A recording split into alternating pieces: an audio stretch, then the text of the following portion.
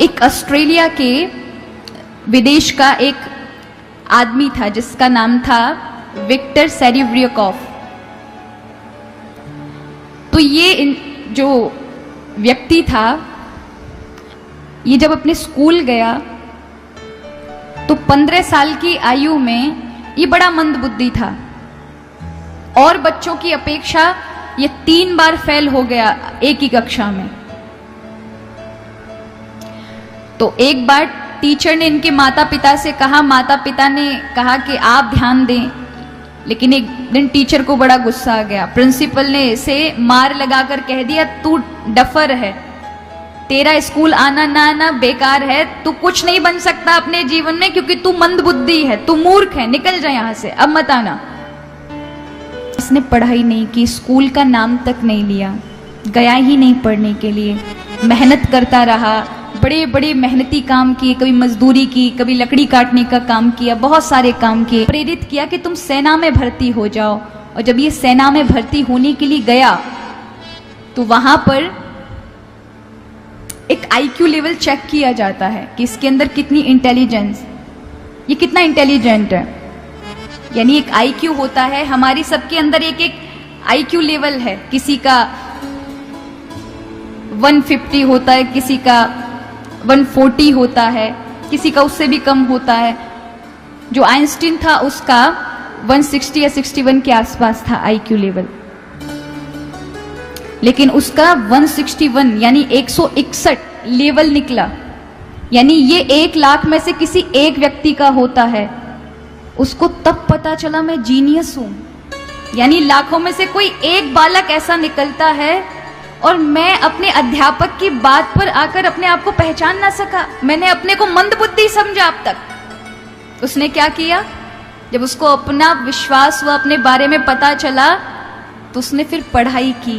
जो लोग 10 से 15 वर्ष बर्बाद करते हैं, वो उसने 5 वर्ष में सारी शिक्षा हासिल कर कर आईक्यू पर बड़ी बड़ी किताबें लिखी और एक दिन वो इतना महान आदमी बन गया। एक मेंसा नाम की सोसाइटी है, मेंसा नाम सुना है आप किसी ने? नहीं सुना? सर्च करिएगा, एक्सट्रीमली इंटेलिजेंट सोसाइटी कहा जाता है उसे।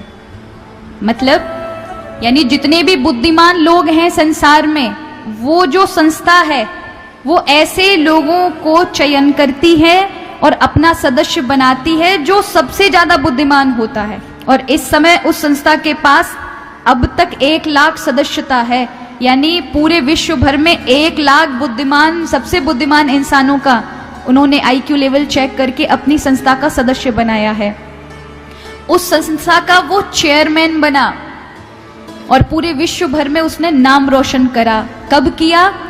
और ये नाम रोशन की जो प्रोसेसिंग थी मात्र 15 वर्ष के अंदर हुई उसके जीवन के।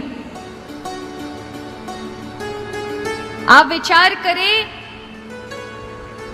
कि एक आदमी जो कुछ भी नहीं था लेकिन अपने आप को जान पाया तो कितना बड़ा इंसान बन गया कि विश्व भर में आज उसे लोग जानते हैं। वो अब नहीं रहा लेकिन फिर भी उसके नाम से बड़े बड़ी चीजें लिखी जाती हैं। क्यों? क्योंकि उसने अपने अवचेतन मन को परिश्रम में लगाया। अब अवचेतन मन को कैसे जगाएं? उसके लिए आप जिस लक्ष्य की ओर अपने, अगर आपने बहुत सारे लक्ष्य बना रखे, कई युवा इसलिए लक्ष्य तक नहीं पहुंच पाते क्योंकि उनको संदेह होता है कि हमने जो राह चुनी है इससे अच्छा मेरे मित्र ने जो चुनी थी वो चुनना चाहिए था, मैंने इंजीनियर बनने का सोचा है, मुझे डॉक्टर, तो भटक जाते हैं। फिर ना तो वो लक्ष्य तक पहुंच सकते हैं, ना ये प्रकृति और परमात्मा आपका साथ दे सकते हैं। तो आप अपना एक निर्णय लें, आप क्या बनना चाहते हैं। अगर आप अध्यात्म राह में आना चाहते हैं तो फिर उसके बाद कोई दूसरी राह नहीं चुननी है, ये मन में आने ही नहीं चाहिए। लक्ष्य एक होता है। जो लक्ष्य बार बार बदल रहे हो, वाकई अभी आपको सोचना चाहिए उसकी ओर कि आप लक्ष्य पर नहीं हैं।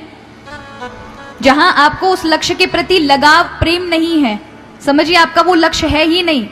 जिस लक्ष्य के लिए हमारे अंदर प्रेम होता है वही हमारा लक्ष्य होता है। लेकिन जिस लक्ष्य को लेने के बाद भी अनेक बातें आती हैं कि ये भी हो जाता, ये भी हो जाता, हमने कहीं गलत निर्णय, तो आपका लक्ष्य नहीं। अभी आप डिसाइड करें, निर्णय करें, सोचें आपको प्रिय क्या है, वो आपका लक्ष्य होता है। और उस ओर आपको महान बनने के लिए कोई नहीं रोक सकता। और उसके लिए आपको प्रयास करना पड़ेगा कि प्रतिदिन 10 मिनट अपने लिए समय निकालें, उस लक्ष्य की ओर ध्यान दें, उसका चिंतन करें, हरि का चिंतन करें और बार बार उस चीज को सोचें और आगे बढ़ें। उसका प्रभाव आपके अवचेतन मन पर पड़ेगा। तो इस तरह से ये कॉन्शियस सबकॉन्शियस माइंड काम करता है। तो यहाँ वो भाई अगर बहन बैठे होंगे तो उनको पता चल गया होगा कि कॉन्शियस माइंड सबकॉन्शियस माइंड ऐसे काम करता है और ऐसे लक्ष्य तक जाकर लग सकते हैं। अगर आप